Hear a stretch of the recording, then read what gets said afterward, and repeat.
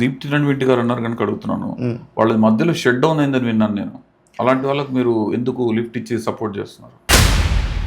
Fake క్లయింట్ని పంపించి మొత్తం videos తీయించి ఆ ట్రీట్మెంట్ అన్నిటి ఫోటోలు తీసి పక్కా ప్లాన్తో వాళ్ళని నెగిటివ్ చేద్దాం అనుకున్నారు. వాళ్ళని ఎలా అయితే గట్టిగా నొక్కు పెట్టారో అంతే బౌన్స్ బ్యాక్ అయ్యి సెకండ్ బ్రాంచ్ కూకట్పల్లిలో ఓపెన్ చేసి ఇప్పుడు they are too successful. And wrong news నేను పబ్లిష్ చేయను, నాకు ఏదైనా అమౌంట్ ఇస్తారా, మనం మాట్లాడుకుందాం, డిస్కస్ చేద్దాం అని చెప్పి వాళ్ళకి కాల్స్ వచ్చి అప్పుడు నేను ఉన్నాను.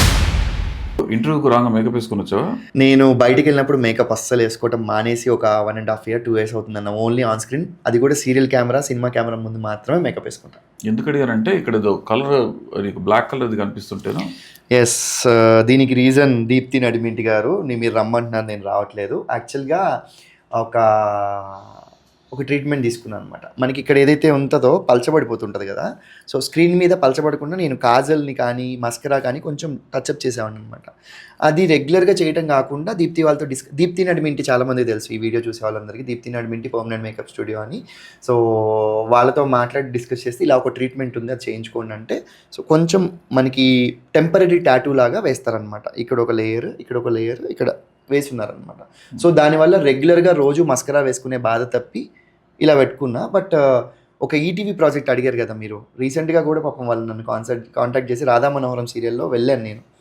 ఇంపార్టెంట్ క్యారెక్టర్ని కమిట్ అయిన తర్వాత because of track ETV plus నుంచి ఈటీవీ అవ్వడం వల్ల నా ట్రాక్ కొంచెం తగ్గిందనమాట. అది నేను చేసే క్యారెక్టర్ కాదు, కొంచెం లో ప్రొఫైల్ ఉంది. సో నేను ఛానల్ వాళ్ళతో డిస్కస్ చేసి టీంతో డిస్కస్ చేస్తే లేదని అక్కడితో ఎండ్ చేసారు. బట్ ఆ సీరియల్లో నేను మొత్తం హెయిర్ అంతా పైకి కోమ్ చేసి ఒక సాఫ్ట్వేర్ ఎంప్లాయీలా ఉండాలి. అప్పుడు ఈ మార్క్ కొంచెం హెవీగా కనిపిస్తుందంటే దీన్ని లేజర్తో తీయించా.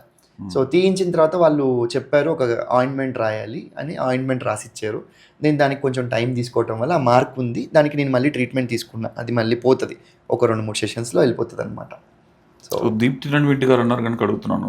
వాళ్ళ మధ్యలో షట్ డౌన్ అయిందని విన్నాను నేను. అలాంటి వాళ్ళకి మీరు ఎందుకు లిఫ్ట్ ఇచ్చి సపోర్ట్ చేస్తున్నారు? లిఫ్ట్ అని కాదండి, యాక్చువల్గా నేను ఒక ప్రమోషన్ కోసమనే వెళ్ళుండే వాళ్ళ దగ్గరికి. బట్ అక్కడికి వెళ్ళే ముందు నేను గ్లాసెస్, మీరు ఇందాక అడిగారు మేకప్ వేసుకొస్తారని, ఎక్కడికి వెళ్ళినా మేకప్ విత్ గ్లాసెస్ వెళ్ళేవాడిని నేను. నాకు అండర్ ఐ చాలా దారుణంగా ఉండేది.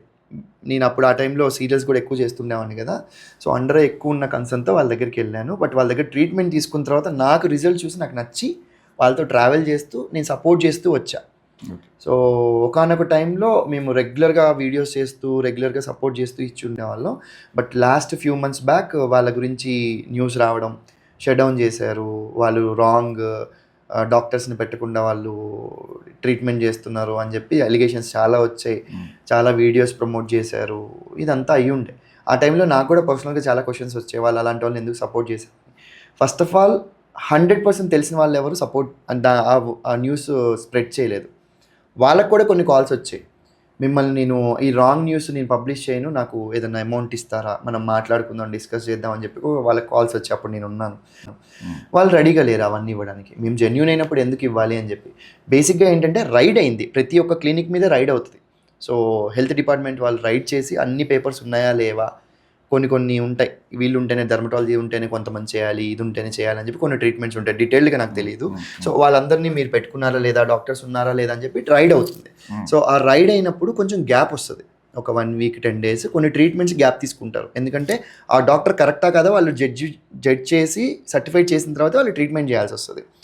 ఆ గ్యాప్ని మిగతా వీళ్ళ కాంపిటేటర్స్ ఎవరైతే ఉన్నారో వాళ్ళు దాన్ని రాంగ్గా పబ్లిష్ చేసి ఎంత దరిద్రం చేశారంటే, ఫేక్ ఏమంటారు దాని క్లయింట్ని పంపించి మొత్తం వీడియోస్ తీయించి ఆ ట్రీట్మెంట్ అన్నిటి ఫోటోలు తీసి దీని గురించి వాళ్ళు ఇచ్చిన ట్రీట్మెంట్కి సంబంధించిన ట్యాబ్లెట్స్ని మెడిసిన్ని తీసుకొని వెళ్ళి హెల్త్ డిపార్ట్మెంట్లో కంప్లైంట్ చేసి, జనరల్ క్లయింట్ ఎవరైనా అలా చేస్తారని అంత టైం తీసుకొని చేస్తారా?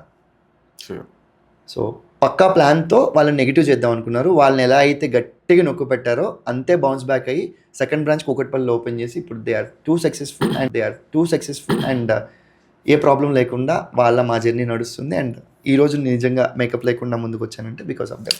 థ్యాంక్ యూ సో మచ్ తమ్ముడు. రచ్చ చేయడానికి రెడీగా ఉన్నాం, మీరు నెంబర్తో ఈయనకి రచ్చ లేపండి అంతే. ఇలా చూసి అలా వెళ్ళిపోవద్దు, కింద సబ్స్క్రైబ్ బటన్ ఉంటుంది, ఒకసారి కొట్టండి. Signing off Rachabanda. Thank you so much.